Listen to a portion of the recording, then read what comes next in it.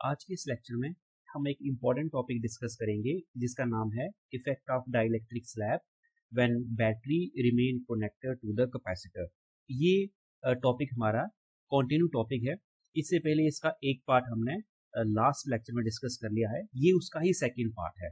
इस टॉपिक में हमें बेसिकली डाइलेक्ट्रिक स्लैब को कैपेसिटर की प्लेट्स के बीच में इंसर्ट करना है और बैटरी कनेक्टेड रखनी है, और फिर रेस्ट ऑफ द पैरामीटर किस तरीके से चेंज होते हैं, कौन कौन से पैरामीटर, जैसे चार्ज कैसे चेंज होगा अगर बैटरी कनेक्ट करोगे आप कैपेसिटर के साथ, ओके, और डाइलेक्ट्रिक स्लैब कैपेसिटर की प्लेट के बीच में डाल दोगे, and energy, voltage and electric field and capacitance. तो ये सारे के सारे पैरामीटर किस तरीके से वेरी होंगे ये हमें अंडरस्टैंड करने होते हैं, तो हम इनको अभी अंडरस्टैंड करेंगे इस केस में। So here we have two important diagrams. ये हमारे पास दो इंपॉर्टेंट डायग्राम्स है।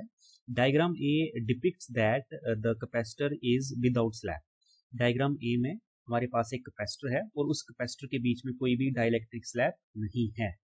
ओके ओके जब कैपेसिटर के बीच में कोई डाइलेक्ट्रिक स्लैब नहीं है तो फिर इस कैपेसिटर के बीच में या इन कैपेसिटर की प्लेट्स के बीच में क्या होगा? Answer is air. सो इसके बीच में क्या होगी? एयर होगी हमारी। ओके, अगर एयर है तो आप ये बताइए कि क्या कैपेसिटर की प्लेट के बीच में इलेक्ट्रिक फील्ड होगी? Yes, the answer is yes. Capacitor की प्लेट के बीच में इलेक्ट्रिक फील्ड होगी, और उस इलेक्ट्रिक फील्ड की डायरेक्शन क्या होगी? उस इलेक्ट्रिक फील्ड की डायरेक्शन होगी positive to negative. That is the direction of electric field. इस इलेक्ट्रिक फील्ड को हम ई नॉट से रिप्रेजेंट करेंगे, और ये इलेक्ट्रिक फील्ड हमारी प्लेट 1 से लेके प्लेट 2 के बीच तक रहेगी। So that is what the strength of electric field. Okay, so जैसे लास्ट लेक्चर में डिस्कस किया था वैसे यहाँ पर डिस्कस करेंगे, लेट करेंगे यहाँ पर that is Q not be the total charge of this capacitor. ये जो कैपेसिटर है डायग्राम ए में उसका टोटल चार्ज कितना है? क्यू नॉट है। क्लियर है? ओके, और क्यू नॉट कितना होगा? Q is equal to C V होता है हमारा, तो ये हो जाएगा हमारा C naught and V naught. Okay, so next quantity be the electric field, और इलेक्ट्रिक फील्ड का पोटेंशियल ले लो। पोटेंशियल क्या होता है? Potential is equal to E cross D. आपने पढ़ा था कि ई क्रॉस डी हमारा पोटेंशियल होता है in a parallel plate capacitor, लेकिन डायग्राम ए में हमारा जो पोटेंशियल होगा दैट इज वी नॉट, उसको वी नॉट से रिप्रेजेंट करेंगे which is equal to E not d. Okay, next quantity be the electric field. यहीं से इलेक्ट्रिक फील्ड हम निकाल सकते हैं। इलेक्ट्रिक फील्ड होगी हमारी potential divided by D. Okay, electric field हमारी ई नॉट है तो पोटेंशियल इलेक्ट्रिक फील्ड हमारी हो जाएगी E naught which is equal to V naught by D. Okay, so similarly capacitance कितना हो जाएगा? ऊपर वाले रिलेशन को देके हम बता सकते हैं कैपेसिटेंस कितना है। तो कैपेसिटेंस हो जाएगा C is equal to Q by V. C is equal to Q by V हो जाएगा ये। अगर ये C नॉट है तो ये हो जाएगा Q not upon V not हो जाएगा। ओके, 4 क्वांटिटीज हो गई। सिर्फ एक क्वांटिटी रहती है कि जो कि सबसे इंपॉर्टेंट है, दैट इज एनर्जी। एनर्जी वाली क्वांटिटी हमारी रहती है।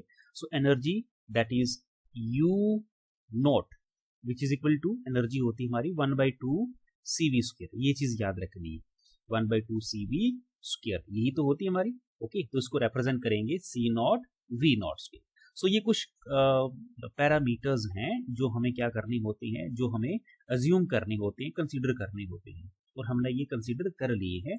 ये सारे के सारे पैरामीटर हमारे किस केस में हैं? जब हमने कैपेसिटर की प्लेट के बीच में कोई भी डाइलेक्ट्रिक स्लैब नहीं डाली है। ओके, तो ये चीज आपको याद रखनी है। बट हमें ये अंडरस्टैंड नहीं करना है, हमें क्या पढ़ना है? हमें ये पढ़ना है कि क्या होगा when dielectric slab is inserted between the plates of the capacitor, और साथ में battery remain connected. Battery connected होगी, जैसे यहाँ पर हमने बैटरी कनेक्ट करी हुई है, तो जब बैटरी कनेक्टेड होगी तो क्या होगा? तो इसी को डिस्कस करते हैं। चलो डिस्कस करते हैं। सो डायग्राम बी के अकॉर्डिंगली सबसे पहली क्वांटिटी हम लेंगे, very first quantity, that is potential difference. सबसे पहली क्वांटिटी हम ये लेंगे। अब हमें ये बताना है कि जब बैटरी कनेक्टेड होगी कैपेसिटर के पास, पोटेंशियल डिफरेंस हमारा इंक्रीज होगा या फिर डिक्रीज होगा, ये हमें बताना है। जब हम क्या करेंगे? जब हम बैटरी को कैपेसिटर की प्लेट के साथ कनेक्ट करके रखेंगे। जैसे यहाँ पर देखिए, बैटरी को कनेक्ट करके रखा हुआ हमने कैपेसिटर की प्लेट के क्रॉस, और यहाँ पर एक डाइलेक्ट्रिक इंसर्ट कर देते हैं। सपोज करिए कि ये हमारी डाइलेक्टर आ गई, ये हमारी डाइलेक्ट्रिक है, छोटी सी डाइलेक्ट्रिक है। ओके, जब हम डाइलेक्ट्रिक इंसर्ट करते हैं तो क्या होगा? यहाँ पर नेगेटिव चार्ज इंड्यूस हो जाएगा। ओके, एंड यहाँ पर हमारा पॉजिटिव चार्ज इंड्यूस हो जाएगा। Is that clear? यहाँ तक क्लियर है हमें? और डाइलेक्ट्रिक के बीच में इलेक्ट्रिक फील्ड कितनी होती है? इलेक्ट्रिक फील्ड हमारी 0 होती है डाइलेक्ट्रिक के बीच में। ये हमने लास्ट लेक्चर में भी डिस्कस किया था। कोई इलेक्ट्रिक फील्ड हमारी डाइलेक्ट्रिक स्लैब के बीच में नहीं होती है। डाइलेक्ट्रिक स्लैब के बीच में हमारी इलेक्ट्रिक फील्ड की वैल्यू 0 होती है। ओके, तो हमने क्या लिख दिया यहाँ पे? इलेक्ट्रिक फील्ड की वैल्यू कितनी है डाइलेक्ट्रिक स्लैब के बीच में? 0। ओके ओके, तो यहाँ देखिए, यहाँ पर हमारा कौन सा चार्ज है? यहाँ पर हमारा Q पॉजिटिव चार्ज है, और यहाँ पर हमारा कौन सा चार्ज है? Q नेगेटिव चार्ज है। और यहाँ पर अगेन कौन सा चार्ज है?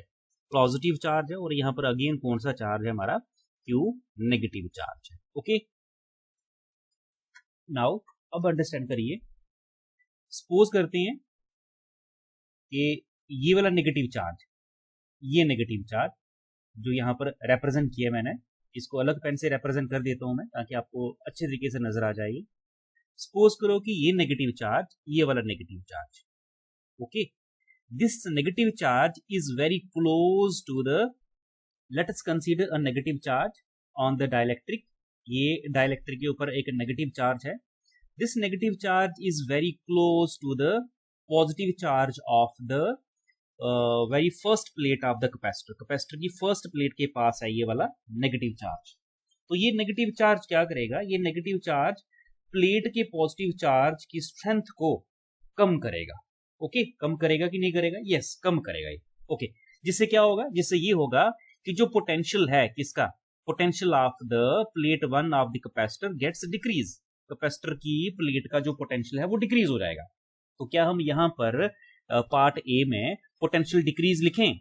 आंसर है नहीं। पोटेंशियल डिक्रीज हम क्या करेंगे? नहीं लिखेंगे। क्यों नहीं लिखेंगे डिक्रीज पोटेंशियल? क्योंकि आपने बैटरी क्या करी है? आपने बैटरी कैपेसिटर की प्लेट के साथ लगाई हुई है, इसको आपने डिस्कनेक्ट नहीं किया है। तो होगा क्या? जैसे ही थोड़ा सा पोटेंशियल डिक्रीज होगा तो बैटरी से पोटेंशियल और जाएगा, और ये बैटरी का पोटेंशियल इस डिक्रीज पोटेंशियल को, जितना पोटेंशियल डिक्रीज हुआ है उतना चार्ज क्या करेगी ये बैटरी? उतना चार्ज प्लेट 1 को ये अगेन दे देगी। ठीक है, जितना चार्ज थोड़ा सा डिक्रीज हुआ था उतना चार्ज बैटरी प्लेट को फिर से दे देगी, जिसकी वजह से पोटेंशियल फिर से क्या हो जाएगा? प्लेट का या कैपेसिटर का वैसा ही हो जाएगा। तो याद रखना है कि जब आप बैटरी को कैपेसिटर की प्लेट के अक्रॉस कनेक्ट करके रखते हो तो पोटेंशियल हमारा कैसा रहता है? तो हम लिखेंगे potential difference across the end of the, potential difference between the plates of the capacitor remain constant. तो ये चीज याद रखनी है, पोटेंशियल डिफरेंस हमारा क्या रहेगा? कांस्टेंट रहेगा। ये चीज हमेशा याद रखनी है। इस केस में ये इंपॉर्टेंट है, पेपर में ये चीजें पूछी जाती है। तो ये वेरी फर्स्ट पैरामीटर था जो हमने डिस्कस कर लिया अभी। नाउ अब सेकंड पैरामीटर देखते हैं। पोटेंशियल के बाद कौन सी क्वांटिटी पढ़ेंगे? पोटेंशियल के बाद हमारी सेकंड क्वांटिटी आती है electric field. So next one be the number 2, जिसका नाम है इलेक्ट्रिक फील्ड। तो अब बताइए, इलेक्ट्रिक फील्ड हमारी डिक्रीज होगी जब हम क्या करेंगे? जब हम डाइलेक्ट्रिक स्लैब को इंसर्ट करेंगे between the plates of the capacitor. Decrease होगी या फिर इंक्रीज होगी, आपको ये बताना है। तो ये देखिए, इलेक्ट्रिक फील्ड और पोटेंशियल के बीच में एक रिलेशन है, वेरी वेल नोन रिलेशन है, वो आपको पता ही है वो रिलेशन। ठीक है, और वो रिलेशन क्या है? वो ये रिलेशन ये है कि electric field is equal to potential difference, okay, divided by d. D तो पता ही आपको, डी क्या है? D be the separation between the plates of the capacitor, ये सेपरेशन होती है। ओके, तो यहां देखिए, आपको पता है कि ये पोटेंशियल हमारा क्या रहता है? ये पोटेंशियल तो हमारा कांस्टेंट है। दिस पोटेंशियल इज कांस्टेंट, ये हमारा कांस्टेंट है। अगर पोटेंशियल हमारा कांस्टेंट है तो मुझे एक चीज बताओ, इलेक्ट्रिक फील्ड हमारी किस पे डिपेंड कर रही है? इलेक्ट्रिक फील्ड हमारी डिपेंड कर रही है पोटेंशियल पे। देखिए, डी भी चेंज नहीं होता हमारा, डी भी हमारा कांस्टेंट ही है। डी भी हमारा क्या है? कांस्टेंट है। पोटेंशियल डिफरेंस मेरा कांस्टेंट आया है, बट इलेक्ट्रिक फील्ड किस पे डिपेंड कर रही है? इलेक्ट्रिक फील्ड डिपेंड कर रही है पोटेंशियल पे। तो क्या इलेक्ट्रिक फील्ड हमारी चेंज होगी? Answer is no. So electric field भी हमारी क्या रहेगी? Between the plates of the capacitor remain constant. तो ये भी याद रखना है, इलेक्ट्रिक फील्ड हमारी क्या रहेगी? Remain constant. तो ये 2 पैरामीटर हो गए, 3 पैरामीटर और हमें करने हैं। तो 3 पैरामीटर जो और हैं उनको भी डिस्कस कर लेते हैं। तो second, that is the electric field, ये भी हमारी क्या रहेगी? कांस्टेंट रहेगी।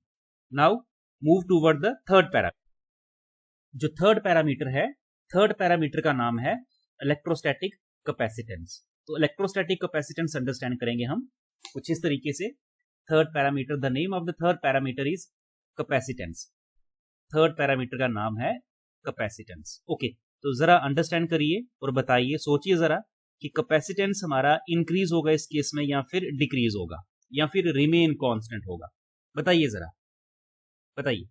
ठीक है, तो यहां देखिए, अगर नहीं पता चल रहा तो कुछ इस तरीके से देखिए, ये हमारे पास क्या है, ये हमारे पास दो प्लेट्स हैं। किसकी प्लेट्स हैं? ये कैपेसिटर की प्लेट है। ओके, इस पे पॉजिटिव चार्ज है, हमने एक प्लेट को क्या दिया है, एक प्लेट को हमने पॉजिटिव चार्ज दिया है। ओके, जब किसी प्लेट को हम पॉजिटिव चार्ज देते हैं तो होता क्या है, अब यहां देखिए सेकंड प्लेट को हमने कोई चार्ज प्रोवाइड नहीं किया हुआ है, तो इंडक्शन होगी। इंडक्शन की वजह से क्या होगा, सेकंड प्लेट के ऊपर नेगेटिव चार्ज आ जाएगा और सेकंड प्लेट की सेकंड साइड पे क्या आ जाएगा, पॉजिटिव चार्ज आ जाएगा।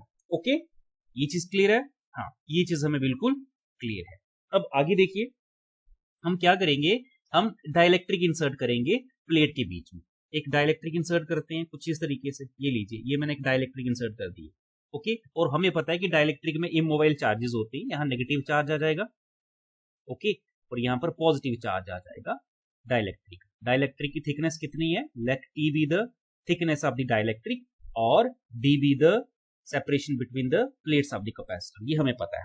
ओके, अब यहाँ देखिए, ये जो आपने डाइलेक्ट्रिक बनाई यहाँ पे और डाइलेक्ट्रिक पे हमने चार्ज शो किए हैं, जैसे ये नेगेटिव चार्ज है, ये नेगेटिव चार्ज है। ओके, अब ये नेगेटिव चार्ज प्लेट 1 की पॉजिटिव चार्ज के पास है। क्लियर है? तो ये नेगेटिव चार्ज क्या करेगा, ये नेगेटिव चार्ज प्लेट 1 के पॉजिटिव चार्ज की वैल्यू को कम करेगा। प्लेट 1 के पॉजिटिव चार्ज की स्ट्रेंथ को, के इन्फ्लुएंस को, के इफेक्ट को नलिफाई करेगा। ओके, ये वाला नेगेटिव चार्ज डाइलेक्ट्रिक का इमोबाइल, ये पॉजिटिव चार्ज को नलिफाई करेगा या फिर इसकी स्ट्रेंथ को डिक्रीज करेगा। ओके, तो इसकी स्ट्रेंथ डिक्रीज हो गई। स्ट्रेंथ किसकी डिक्रीज होगी, जो चार्ज प्रेजेंट है on the plate of the capacitor. तो हम ये भी कह सकते हैं कि जो प्लेट 1 है उसके पास जो पोटेंशियल है वो क्या हो गया, वो अब डिक्रीज हो चुका है। बट हमें क्या है, हमने प्रिंसिपल ऑफ कैपेसिटर में पढ़ा था कि हमें कैपेसिटेंस, हमें प्लेट का जो पोटेंशियल है वो डिक्रीज नहीं करना है। जितना इसका पोटेंशियल है उतना ही पोटेंशियल रहना चाहिए, उतना ही पोटेंशियल रहना चाहिए, हमें उसका पोटेंशियल डिक्रीज बिल्कुल नहीं करना है। तो हम क्या करते थे, हम एक्स्ट्रा चार्ज देते थे। तो एक्स्ट्रा चार्ज कौन देगा, एक्स्ट्रा चार्ज हमारी बैटरी देगी।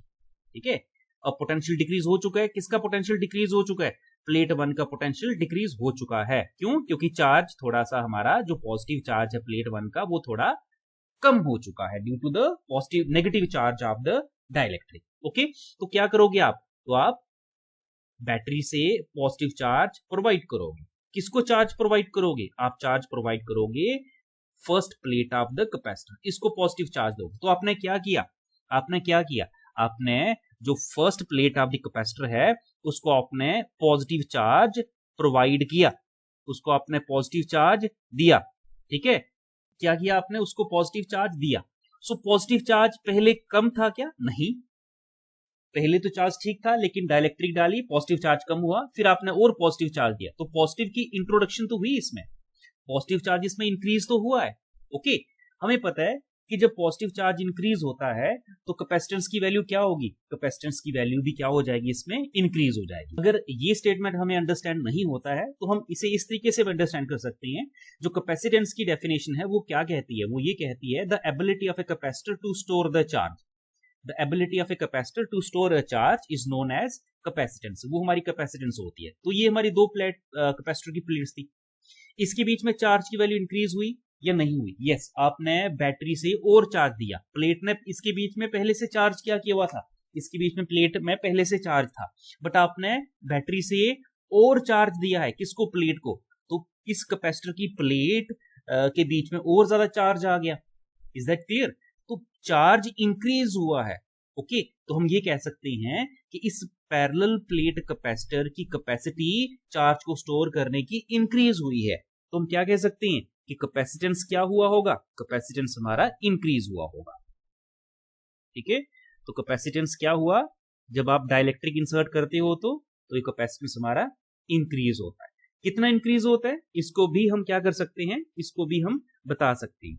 ओके, कितने टाइम इंक्रीज हुआ है? Capacitance which is equal to, ये हमारा के टाइम इंक्रीज होगा, के टाइम मतलब जितना डाइलेक्ट्रिक कांस्टेंट होगा किसी डाइलेक्ट्रिक मीडियम का, ठीक है, उतने टाइम ये क्या हो जाएगा, उतने टाइम ये इंक्रीज हो जाएगा. So this is what the third parameter. Now let's move toward the fourth parameter. हमारे पास फोर्थ पैरामीटर है. फोर्थ पैरामीटर है हमारा इलेक्ट्रिक चार्ज. अब बताइए, इलेक्ट्रिक चार्ज हमारा रिमेन कांस्टेंट होगा, इंक्रीज होगा या फिर डिक्रीज होगा? तो आपने यहां देख ही लिया है, अंडरस्टैंड कर ही लिया है कि डाइलेक्ट्रिक डालने से पॉजिटिव चार्ज क्या होता है हमारा, हमें इंक्रीज करना पड़ता है, इसमें पॉजिटिव चार्ज देना पड़ता है. ठीक है, जब आप बैटरी इसके साथ कनेक्ट करके रखते हो तो पॉजिटिव चार्ज हमारा कैपेसिटर की प्लेट की बीच में इंक्रीज हो जाता है. तो यहां लिख सकते हैं कि ये क्या होगा, ये इंक्रीज हो जाएगा हमारा, इट विल इंक्रीज. तो चार्ज हमारा क्या हो जाएगा, चार्ज हमारा इंक्रीज हो जाएगा. कितना इंक्रीज होगा ये चार्ज, हम बता सकते हैं, Q is equal to CV, Q is equal to CV. But C कितना है, पीछे पड़ा आपने, C हमारे पास है के सी नॉट, के सी नॉट. और पोटेंशियल तो कांस्टेंट था, पोटेंशियल तो कांस्टेंट था, उसको भी रिप्रेजेंट कर देते हैं क्योंकि वो हमने रिप्रेजेंट नहीं किया हुआ. तो ये फर्स्ट वाला है हमारा. So final potential is equal to initial potential. ये तो कांस्टेंट है, इसको हम ऐसे लिखेंगे. ठीक है, ये तो हमारा कांस्टेंट है तो इसको हम ऐसे लिखेंगे. तो V की जगह पे क्या लिखेंगे, V नॉट लिखेंगे. अब ये बन गया C not V not. C not V not क्या होता है, C नॉट V नॉट क्या होगा, that is Q not. Okay, तो हमारा चार्ज जो है वो कितना इंक्रीज हुआ, डाइलेक्ट्रिक टाइम्स इंक्रीज हुआ है. ये चीज भी हमें क्या करनी है, याद रखनी है. अब लास्ट क्वांटिटी रहती है हमारी, लास्ट क्वांटिटी कौन सी है, लास्ट क्वांटिटी हमारी एनर्जी की है. ओके, सो लास्ट क्वांटिटी हमारी आ जाएगी एनर्जी की. ओके, सो उसे कहाँ रिप्रेजेंट करें हम, उसे हम यही रिप्रेजेंट कर देते हैं, यहाँ पर, यहाँ हो जाएगा. चलो कहीं और रिप्रेजेंट करते हैं, काफी स्पेस है हमारे पास. एनर्जी, सो एनर्जी आ जाएगी, this is the parameter number 5. Energy क्या होती है, energy is equal to 1/2 CV square. Simple फार्मूले से ये निकल जाएगी, एनर्जी इंक्रीज होगी कि डिक्रीज होगी. अब आपको पता है कि C की वैल्यू कितनी है, कैपेसिटेंस इसमें हमारा इंक्रीज होता है कि डिक्रीज होता है. तो आपने देख ही लिया कि कैपेसिटेंस हमारा इंक्रीज होता है. अब कैपेसिटेंस कितने टाइम इंक्रीज होता है, कैपेसिटेंस आपका के सी नॉट टाइम इंक्रीज होता है. और पोटेंशियल, ये तो पोटेंशियल तो हमारा कांस्टेंट ही होता है, ये हमें पता है, V is equal to V not हो जाएगा. अब ये C not V not square और साथ में 1/2, इसको ऐसे लिख लो, ये को सेपरेट करो और इसको लिखो 1/2 C नॉट V नॉट का स्क्वायर. अब यहाँ देखिए ये क्या चीज है, 1/2 C नॉट V नॉट का स्क्वायर. अब यहाँ ये क्या है आपका 1/2 C नॉट V नॉट का square, that is the initial energy. ये इनिशियल एनर्जी थी विदाउट द डाइलेक्ट्रिक. और U क्या है आपकी energy after insertion of the dielectric slab and when the battery remain connect. तो क्या देखा आपने यहाँ पर ये देखा कि जो एनर्जी है वो भी क्या होती है हमारी, वो भी हमारी इंक्रीज होती है. सो एनर्जी हमारी क्या हुई है, एनर्जी हमारी इंक्रीज हुई है. कितने टाइम इंक्रीज हुई है, ये के टाइम इंक्रीज हुई है. So these are the 5 important parameter जो हमें अंडरस्टैंड करने थे, हमने ये अंडरस्टैंड कर लिए. अब हमने दोनों इफेक्ट अंडरस्टैंड कर लिए कि जब बैटरी कनेक्टेड रहेगी कैपेसिटर की प्लेट के अक्रॉस और जब हम क्या करते हैं डाइलेक्ट्रिक स्लैब डालते हैं तो क्या होगा, और जब डाइलेक्ट्रिक स्लैब डालते हैं बट बैटरी डिस्कनेक्ट कर दी है. तो दोनों केसेस हमने अंडरस्टैंड कर ली है. अब इसको अगर समराइज करें तो समराइज कुछ इस तरीके से किया जा सकता है. ये देखिए एक छोटा सा टेबल बना रहा हूं मैं जो कि समराइज के लिए होगा ये. ओके, तो ये 2 कॉलम्स यहां पर होंगे. ठीक है, कुछ इस तरीके से बना लेते हैं. पहला कॉलम जो होगा बैटरी डिस्कनेक्टेड वाला, बैटरी डिस्कनेक्टेड. अगर किसी को पूरी कहानी समझ नहीं आई है तो वो सिर्फ इस टेबल को याद रख ले, उसकी बात बन जाएगी. बैटरी डिस्कनेक्टेड, ये फर्स्ट केस है हमारा. और दूसरा केस कौन सा था हमारा, बैटरी कनेक्टेड. ठीक है, दूसरा है हमारा बैटरी कनेक्टेड. बैटरी आपने प्लेट के साथ कनेक्ट करी हुई है। क्लियर हो गई? ओके। अब चलिए, सबसे पहली क्वांटिटी कौन सी पढ़नी है आपको? सबसे पहली क्वांटिटी आपको पढ़नी है charge. That is the 5 quantities पढ़ी हमने। पहली क्वांटिटी है चार्ज। तो मुझे ये बताओ कि जब क्या था, जब बैटरी डिस्कनेक्टेड थी तो चार्ज हमारा इंक्रीज हुआ था या फिर डिक्रीज हुआ था? तो हमने ये देखा था कि Q is equal to Q not, charge हमारा कांस्टेंट रहा था। चार्ज हमारा क्या रहा था? हमने इसको कांस्टेंट रखा था। लेकिन इस केस में बताइए, इस केस में हमारा जो चार्ज है वो इंक्रीज हुआ है या डिक्रीज हुआ है? तो आपने यहाँ ये पढ़ा है कि इस केस में हमारा चार्ज Q हमारा के टाइम इंक्रीज हुआ है पहले से, तो इस केस में इंक्रीज हुआ है।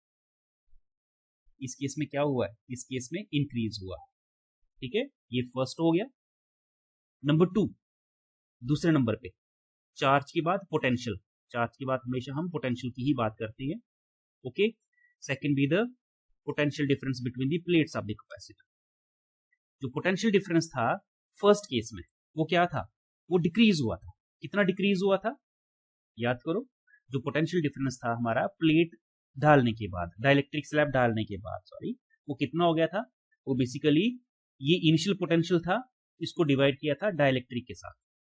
पोटेंशियल इंक्रीज ही हुआ था पहले केस में, डिक्रीज नहीं हुआ था। पोटेंशियल हमारा क्या हुआ था? ये हमारा पोटेंशियल, फाइनल पोटेंशियल हमारा इंक्रीज हुआ था। ठीक है, तो याद रखना है पोटेंशियल हमारा इंक्रीज हुआ है। ओके। अगर हम किसकी बात करें, बैटरी कनेक्टेड वाले केस की बात करें, तो इस केस में हमारा पोटेंशियल कैसा है? इस केस में हमारा पोटेंशियल डिफरेंस कांस्टेंट है। Potential difference that is V which is equal to V not. तो ये हमारा कांस्टेंट है। ये हमने पढ़ लिया। ओके। थर्ड क्या है इसके बाद? इसके बाद पोटेंशियल के बाद हम पढ़ते हैं इलेक्ट्रिक फील्ड। इलेक्ट्रिक फील्ड, सो इलेक्ट्रिक फील्ड हमारी इंक्रीज हुई या फिर डिक्रीज हुई फर्स्ट केस में? तो याद करो, हमने पढ़ा था कि इलेक्ट्रिक फील्ड हमारी क्या हुई है उस केस में? डिक्रीज हुई है। तो हम क्या देखेंगे यहाँ पे? इलेक्ट्रिक फील्ड हमारी डिक्रीज हुई थी। कितनी? E इज इक्वल टू, पहले थी हमारी E नॉट जब कुछ प्लेट नहीं डाली थी। जब आप डाइलेक्ट्रिक स्लैब डालोगे तो पहले वाली इलेक्ट्रिक फील्ड को आप डाइलेक्ट्रिक कांस्टेंट के साथ डिवाइड कर दोगे, तो आपको जो वैल्यू मिलेगी, वो जो वैल्यू होगी that is the electric field, final electric field. तो इस केस में ये क्या हुई है? इस केस में ये हमारी इलेक्ट्रिक फील्ड डिक्रीज हुई है।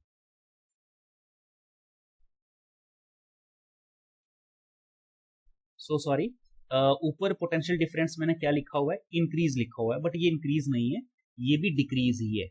ये भी डिक्रीज ही है। ठीक है, तो पोटेंशियल डिफरेंस क्या होगा हमारा?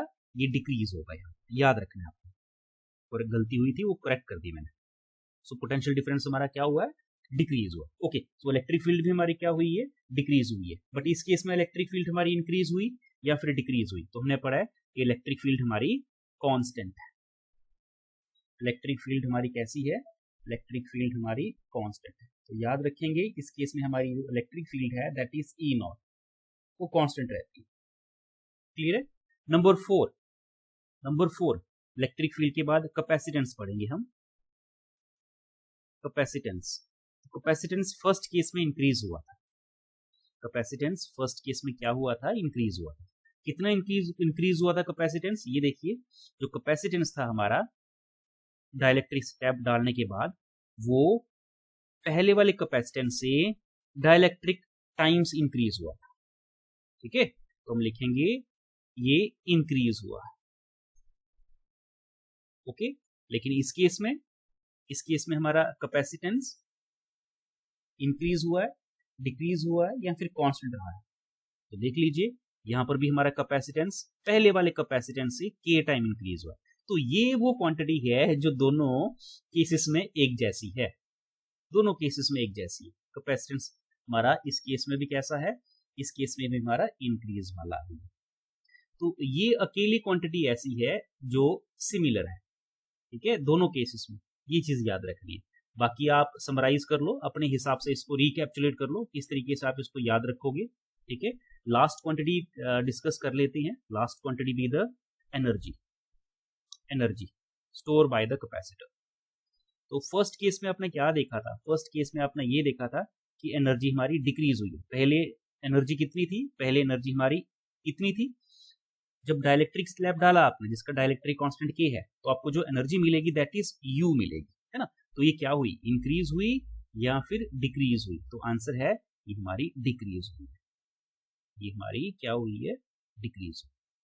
ओके ओके, अगर हम सेकंड केस की बात करें, इस केस में जो एनर्जी है हमारी वो क्या हुई है, हमारी इंक्रीज हुई, कितनी, पहले थे यू नॉट, अब डाइलेक्ट्रिक टाइम्स हमारी ये क्या हो चुकी है, इंक्रीज हो चुकी है, ये हमारी इंक्रीज हो चुकी है।